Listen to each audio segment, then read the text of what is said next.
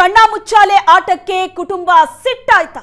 ಕುಟುಂಬದ ಮುಜುಗರವನ್ನ ಮಾಜಿ CM HDK ಹೊರಹಾಕಿದ್ದಾರೆ.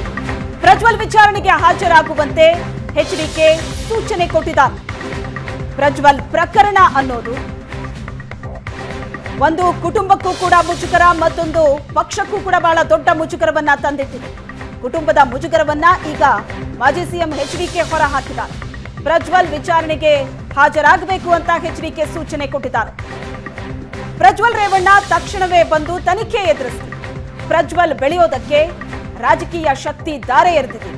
ದೇವೇಗೌಡರ ಮೇಲೆ, ಕಾರ್ಯಕರ್ತರ ಮೇಲೆ ಗೌರವ ಇದ್ರೆ ಮಾಧ್ಯಮಗಳ ಮೂಲಕ ಮನವಿ ಮಾಡ್ತೀನಿ, ತನಿಖೆಗೆ ಹಾಜರಾಗು ಅಂತ ಕುಮಾರಸ್ವಾಮಿ ಕೇಳ್ಕೊಂಡಿದ್ದಾರೆ. ಈ ಬಗ್ಗೆ ಹೆಚ್ಚಿನ ಡೀಟೇಲ್ಸ್ ಅನ್ನ ಕೊಡ್ತಾರೆ ನಮ್ಮ ಪ್ರತಿನಿಧಿ ಸುರೇಶ್ ಸಂಪರ್ಕದಲ್ಲಿದ್ದಾರೆ. ಸುರೇಶ್, ಪ್ರಜ್ವಲ್ ಪ್ರಕರಣ ಅನ್ನೋದು ಒಂದು ದೇವೇಗೌಡರ ಕುಟುಂಬಕ್ಕೆ, ಮತ್ತೊಂದು ಪಕ್ಷಕ್ಕೂ ಕೂಡ ಸಾಕಷ್ಟು ಮುಜುಗರವನ್ನ ತಂದಿಟ್ಟಿದೆ. 24 ದಿನ ಕಳೆದು ಹೋಗಿದೆ ಪ್ರಜ್ವಲ್ ನಾಪತ್ತೆಯಾಗಿ. ಇವತ್ತಿಗೂ ಕೂಡ ವಾಪಸ್ ಯಾವಾಗ ಬರ್ತಾರಾ ಯಾವುದರ ಬಗ್ಗೆ ಕೂಡ ಇನ್ಫಾರ್ಮೇಶನ್ ಇಲ್ಲ. ಈಗ ಕುಮಾರಸ್ವಾಮಿ ಮನವಿ ಮಾಡಿದ್ದಾರೆ ಮಾಧ್ಯಮಗಳ ಮೂಲಕ, ಎಲ್ಲೇ ಇದ್ರೂ ಬಂದು ವಿಚಾರಣೆಯನ್ನ ಫೇಸ್ ಮಾಡು ಅಂತ. ಸೊ ಇದರ ಪರಿಣಾಮಗಳು ಏನೇನಾಗಬಹುದು? ಇನ್ನಾದ್ರೂ ಹಾಗಾದ್ರೆ ಪ್ರಜ್ವಲ್ ರೇವಣ್ಣ ಬರಬಹುದಾ? ಶ್ವೇತಾ, ಈ ಪೆನ್ ಡ್ರೈವ್ ಪ್ರಕರಣ ಹೊರಬಿದ್ದ ಬಳಿಕ ಪ್ರಜ್ವಲ್ ರೇವಣ್ಣ ಅವರು ವಿದೇಶಕ್ಕೆ ಹೋಗಿದ್ದಾರೆ ಅನ್ನುವಂಥದ್ದು ಸುದ್ದಿ. ಅವರನ್ನ ಬಂಧಿಸೋದಕ್ಕೋಸ್ಕರ ಎಸ್ಐಟಿ ಈಗಾಗಲೇ ರೆಡ್ ಕಾರ್ನರ್ ನೋಟಿಸ್ ಅನ್ನ ಕೂಡ ಜಾರಿ ಮಾಡಿತ್ತು, ಬ್ಲೂ ಕಾರ್ನರ್ ನೋಟಿಸ್ ಅನ್ನ ಕೂಡ ಕೊಟ್ಟಿತ್ತು. ಇದೆಲ್ಲದರ ನಡುವೆ ಪ್ರಜ್ವಲ್ ಯಾವಾಗ ಬರ್ತಾರೆ, ತನಿಖೆಗೆ ಸಹಕಾರ ಕೊಡ್ತಾರಾ ಅನ್ನುವಂಥದ್ದು ಕೂಡ ಒಂದು ಸುದ್ದಿಯಾಗಿತ್ತು. ಇದರ ಮಧ್ಯದಲ್ಲಿ ಒಂದಷ್ಟು ಕಾಂಗ್ರೆಸ್ನವರ ನೇರ ಆರೋಪ ಆಗಿತ್ತು, ಅವರು ಅವರ ಕುಟುಂಬದ ಸಂಪರ್ಕದಲ್ಲಿ ಇರ್ತಾರೆ, ಅವರನ್ನ ಕರೆಸಲಿ ಅನ್ನುವಂತ ಒಂದು ಮಾತನ್ನ ಕೂಡ ಕಾಂಗ್ರೆಸ್ನ ನಾಯಕರು, ಸಚಿವರುಗಳು ಕೂಡ ಹೇಳ್ತಾನೆ ಬರ್ತಾ ಇದ್ರು. ಆದ್ರೆ ಬಹಳಷ್ಟು ಸ್ಪಷ್ಟವಾಗಿ ಇವತ್ತು ಕುಮಾರಸ್ವಾಮಿ ಅವರು ಹೇಳಿರುವಂತದ್ದು, ಈ ಒಂದು ಪ್ರಕರಣ ಮೊದಲೇ ನನ್ನ ಗಮನಕ್ಕೆ ಬಂದಿದ್ರೆ ಪ್ರಜ್ವಲ್ ಅನ್ನ ವಿದೇಶಕ್ಕೆ ಹೋಗೋದಕ್ಕೆ ನಾನು ಅನುವು ಮಾಡಿಕೊಡ್ತಾ ಇರಲಿಲ್ಲ. ಅದರ ಜೊತೆಯಲ್ಲಿ ಇವತ್ತಿಗೂ ಕೂಡ ನಾನು ಮನವಿ ಮಾಡ್ತೀನಿ, ಈ ಒಂದು ಪ್ರಕರಣದಿಂದ ಕುಟುಂಬದ ಸದಸ್ಯರು ಸಾಕಷ್ಟು ನೊಂದಿದ್ದಾರೆ. ಮಾಧ್ಯಮಗಳಲ್ಲಿ ಬರ್ತಾ ಇರುವಂತಹ ಎಲ್ಲ ವಿಚಾರಗಳನ್ನ ಕೂಡ ನೋಡ್ತಾ ಇದೀವಿ, ಪ್ರತಿದಿನ ಏನೆಲ್ಲ ಬೆಳವಣಿಗೆಗಳಾಗ್ತಿದೆ ಅನ್ನುವಂಥದ್ದನ್ನ ಕೂಡ ನೋಡ್ತಾ ಇದೀವಿ. ಹಿರಿಯರಾದಂತಹ ದೇವೇಗೌಡರಿಂದ ಹಿಡಿದು ಎಲ್ಲ ಕುಟುಂಬದ ಸದಸ್ಯರು ಕೂಡ ಸಾಕಷ್ಟು ನೊಂದಿದ್ದಾರೆ. ಹಾಗಾಗಿ ಪ್ರಜ್ವಲ್ ಬಳಿ ಮಾಧ್ಯಮದ ಮೂಲಕ ಒಂದು ಮನವಿ ಮಾಡ್ತೀನಿ. ನಾನು ಈ ಮಾತನ್ನ ದೇವೇಗೌಡರ ಬಳಿ ಹೇಳಬೇಕು ಅಂತ ಅಂದ್ಕೊಂಡಿದ್ದೆ, ಆದ್ರೆ ಎಮೋಷನಲಿ ನಾನು ಈಗ ಮಾತಾಡ್ತಾ ಇದ್ದೀನಿ. ಪ್ರಜ್ವಲ್ ಬಳಿ ಒಂದು ಮನವಿಯನ್ನ ಮಾಡ್ತೀನಿ, ಎಲ್ಲೇ ಇದ್ರೂ ಕೂಡ 24 ಗಂಟೆಯ ಒಳಗಾಗಿ ಬರ್ಲಿ, ಎಸ್ಐಟಿ ಬಳಿ ತನಿಖೆಗೆ ಸಹಕಾರವನ್ನ ಕೊಡಲಿ ಅನ್ನುವಂತ ಒಂದು ಮನವಿಯನ್ನ ಕೂಡ ಮಾಡ್ತೀನಿ. ದೇವೇಗೌಡರು ಪ್ರಜ್ವಲ್ ಮೇಲೆ ಸಾಕಷ್ಟು ನಿರೀಕ್ಷೆಯನ್ನ ಇಟ್ಟಿದ್ದಾರೆ, ಪ್ರೀತಿಯನ್ನ ಇಟ್ಟಿದ್ದಾರೆ, ರಾಜಕೀಯವಾಗಿ ಬೆಳೆಯೋದಕ್ಕೆ ಸಾಕಷ್ಟು ಪ್ರೀತಿಯನ್ನ ಇಟ್ಕೊಂಡಿದ್ದಾರೆ. ಪ್ರಜ್ವಲ್ ರಾಜಕೀಯವಾಗಿ ಬೆಳೆಯೋದಕ್ಕೆ ಸಾಕಷ್ಟು ದೇವೇಗೌಡರು ಕೂಡ ಕೆಲಸವನ್ನ ಮಾಡಿದ್ದಾರೆ. ಹಾಗಾಗಿ ನಮ್ಮ ಮೇಲೆ, ಕುಟುಂಬದ ಮೇಲೆ, ಕಾರ್ಯಕರ್ತರ ಮೇಲೆ ಗೌರವ ಇದ್ರೆ ತಕ್ಷಣ ಪ್ರಜ್ವಲ್ ಬಂದು ಎಸ್ಐಟಿ ಮುಂದೆ ಹಾಜರಾಗಲಿ, ತನಿಖೆಗೆ ಸಹಕಾರ ಕೊಡ್ಲಿ ಅನ್ನುವಂತ ಒಂದು ಮನವಿಯನ್ನ ಇವತ್ತು ಮಾಧ್ಯಮಗಳ ಮೂಲಕ ಕುಮಾರಸ್ವಾಮಿ ಅವರು ಮಾಡಿರುವಂತದ್ದು. ರೇವಣ್ಣ ಅವ್ರಿಗೂ ಕೂಡ ಈ ಒಂದು ವಿಚಾರದ ಬಗ್ಗೆ ಗೊತ್ತಿಲ್ಲ, ಅಂದ್ರೆ ಪ್ರಜ್ವಲ್ ಎಲ್ಲಿದ್ದಾನೆ ಅನ್ನುವಂತ ವಿಚಾರ ಗೊತ್ತಿಲ್ಲ.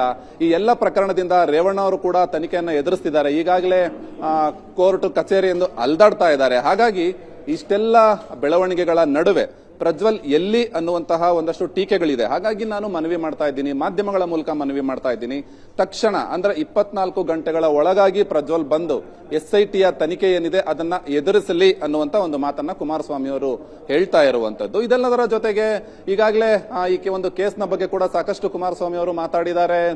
ಎಸ್ಐಟಿ ಬಳಿ ಪ್ರಜ್ವಲ್ ಅವರು ಒಂದು ವಾರದ ಕಾಲಾವಕಾಶ ಕೊಡಿ ಅಂತ ಕೇಳಿದ್ದಾನೆ, ಆದ್ರೆ ಅವರು ಕಾಲಾವಕಾಶ ಮಾಡಿಕೊಟ್ಟಿಲ್ಲ. ಆ ಒಂದು ಕಾರಣದಿಂದಲೇ ಪ್ರಜ್ವಲ್ ಇನ್ನೂ ಬಂದಿಲ್ಲ ಅಂತ ಅನ್ಸುತ್ತೆ. ಹಾಗಾಗಿ ನಾನು ಮತ್ತೊಮ್ಮೆ ಮನವಿ ಮಾಡ್ತಿದ್ದೀನಿ, ತಕ್ಷಣ ಪ್ರಜ್ವಲ್ ಬರಲಿ ಅನ್ನುವಂಥದ್ದು. ಇದೆಲ್ಲದರ ನಡುವೆ ಮತ್ತೊಂದು ಗಮನಾರ್ಹವಾದ ವಿಚಾರವನ್ನ ಕುಮಾರಸ್ವಾಮಿ ಅವರು ಹೇಳಿರುವಂತದ್ದು, ಹಿರಿಯರಾದಂತಹ ದೇವೇಗೌಡರು ಈ ಪ್ರಕರಣದಿಂದ ಸಾಕಷ್ಟು ನೊಂದಿದ್ದಾರೆ. ಯಾವ ರೀತಿ ನಾನು ರಾಜ್ಯಸಭೆಗೆ ಹೋಗಲಿ ಇದೆಲ್ಲ ಪ್ರಕರಣ ಆದ ಬಳಿಕ, ರಾಜ್ಯಸಭೆ ಸ್ಥಾನಕ್ಕೆ ನಾನು ರಾಜೀನಾಮೆ ಕೊಡೋದಕ್ಕೆ ಕೊಡ್ತೀನಿ ಅನ್ನುವಂತ ಒಂದು ಮಾತನ್ನ ತಮ್ಮ ಬಳಿ ಹೇಳಿಕೊಂಡಿದ್ದಾರೆ.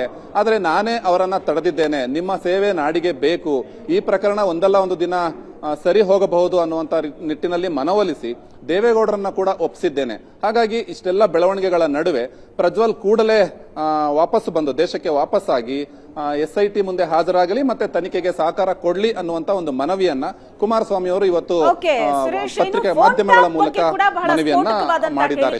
ಕುಮಾರಸ್ವಾಮಿ ಕೊಟ್ಟಿದ್ದಾರೆ. ನಮ್ಮ ಸುತ್ತಮುತ್ತಲಿನ 40 ಜನರ ಫೋನ್ ಟ್ಯಾಪ್ ಆಗ್ತಾ ಇದೆ ಅಂತ ಎಚ್ಡಿಕೆ ಈ ಆರೋಪಕ್ಕೆ ಡಿಕೆ ಶಿವಕುಮಾರ್ ಕೂಡ ರಿಯಾಕ್ಷನ್ ಅನ್ನ ಕೊಟ್ಟರು, ಅದನ್ನು ಕೂಡ ನಾವು ನೋಡಿದ್ವಿ. ಈ ವಿಷಯದಲ್ಲಿ ಕುಮಾರಸ್ವಾಮಿ ಅವರು ಮಾಡ್ತಾ ಇರುವಂತಹ ಆರೋಪಗಳು ಏನೇನು ಹಾಗಾದ್ರೆ?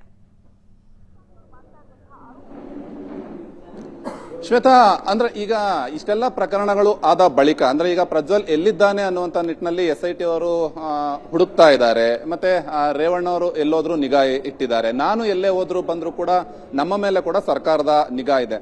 ಕೇವಲ ನಮ್ಮ ಕುಟುಂಬದ ಸದಸ್ಯರಷ್ಟೇ ಅಲ್ಲ, ನಮ್ಮ ಸುತ್ತಮುತ್ತ ಇರುವಂತಹ ಎಲ್ಲರ ಫೋನ್ಗಳ ಮೇಲೆ ಸರ್ಕಾರದ ಹದ್ದಿನ ಕಣ್ಣು ಇದೆ. ಸುಮಾರು 40ರಿಂದ 45 ಜನರಷ್ಟು ಫೋನ್ಗಳನ್ನ ಸರ್ಕಾರ ಟ್ಯಾಪ್ ಮಾಡ್ತಾ ಇದೆ. ಅಂದ್ರೆ ಈ ಒಂದು ತನಿಖೆಯ ನಡೆಸುವ ಸಲುವಾಗಿ ಪ್ರಜ್ವಲ್ ಎಲ್ಲಿದ್ದಾನೆ ಎನ್ನುವುದನ್ನ ಕಂಡು ಹಿಡಿಯುವ ಸಲುವಾಗಿ ಇರಬಹುದು.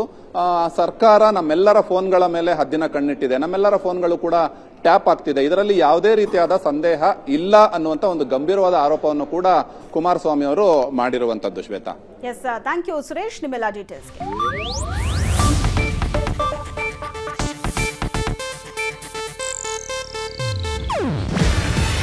ಇದು ಏಷ್ಯಾನೆಟ್ ನ್ಯೂಸ್ ನೆಟ್ವರ್ಕ್ ಪ್ರಸ್ತುತಿ. ನೀವು ನೋಡ್ತಿದ್ದೀರಾ ಏಷ್ಯಾನೆಟ್ ಸುವರ್ಣ ನ್ಯೂಸ್.